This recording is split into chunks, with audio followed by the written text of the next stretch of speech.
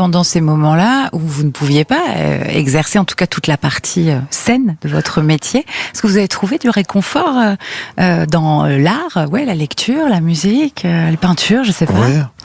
Avec ma compagne, on s'est mis au travail en fait. Et puis du coup, on a fait un 4 titres intégralement à la maison, chose qu'on aurait en temps normal jamais imaginé faire, quoi, même osé le faire, quoi. Donc c'est assez drôle de se retrouver à faire de l'artisanat à la maison, quoi, tout simplement, et à essayer de se rendre un peu utile entre guillemets, quoi. Elle vous accompagne, je crois, aussi sur scène là pendant cette tournée de festival. Oui. Ouais. Et on reprend des morceaux justement de Falaise du 4 titres. Est-ce que ça change radicalement du coup votre vision de la tournée, parce que les artistes en tournée, on imagine toujours ce côté hyper solitaire. Là, du coup, vous êtes avec votre amoureuse sur la route. Je sais pas si c'est la première fois que ça vous arrive, mais est-ce que ça change la vision de la tournée? Ah oui, ça change quand même, quoi. Enfin, ça change beaucoup même, je dirais.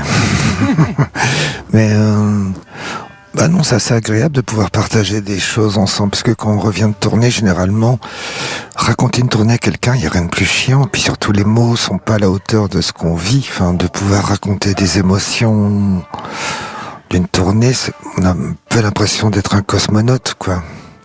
Alors pourtant, il y a des mots pour tous les territoires parcourus, pour ceux où on ne vient plus, ceux où on ne passe pas, pour la géographie du désespoir et celle de la joie, pour la beauté, pour le geste et pour la façon dont elle se manifeste. C'est la chanson Pour, qui parle justement de la tournée. C'était l'envie, c'était d'essayer de retranscrire ça. Oui, d'essayer de remettre un peu pourquoi on fait ce métier, quoi, en fait. Parce que c'est vrai que... Et puis cette façon aussi ça fait depuis 25 ans que je laboure un peu la France, quoi. Et du coup, c'est toujours étonnant comment on peut jouer dans les endroits dont on connaissait pas le nom la veille, quoi. Donc c'est un grand pays. Oui, 25 ans. On a d'ailleurs fêté ensemble. Vous étiez venus nous voir en studio à Europe 1 les 25 ans de Boire. Ça a beaucoup changé, vous trouvez, en 25 ans? Est-ce que vous trouvez que votre public a changé? Est-ce que votre métier a changé? Il y a 25 ans, il n'y avait pas d'histoire de stream ou de player et de choses comme ça. C'est finalement un temps assez court et énormément de changements. Vous les ressentez? Ah oui, ça a strictement plus rien à voir, oui. Ah non, c'était une énorme révolution. Enfin, le monde était beaucoup plus simple. Enfin, j'ai l'impression que c'était beaucoup plus primitif, le monde d'où je viens, où c'était un peu comme quand il y avait le mur de Berlin, il y avait les bons, enfin bon, voilà, c'était tout. Il y avait deux côtés, quoi. Oui, voilà, c'était pas... Tandis que là, franchement, c'est devenu extrêmement complexe, quand même.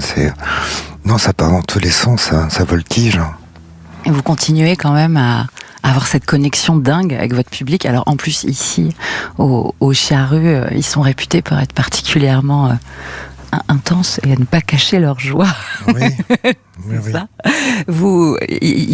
C'est bateau comme question, mais à la fois je me demande, étant donné que vous êtes breton et c'est quelque chose que vous avez affiché, sur lequel vous avez écrit, etc. Du coup, jouer sur ce territoire-là, c'est différent.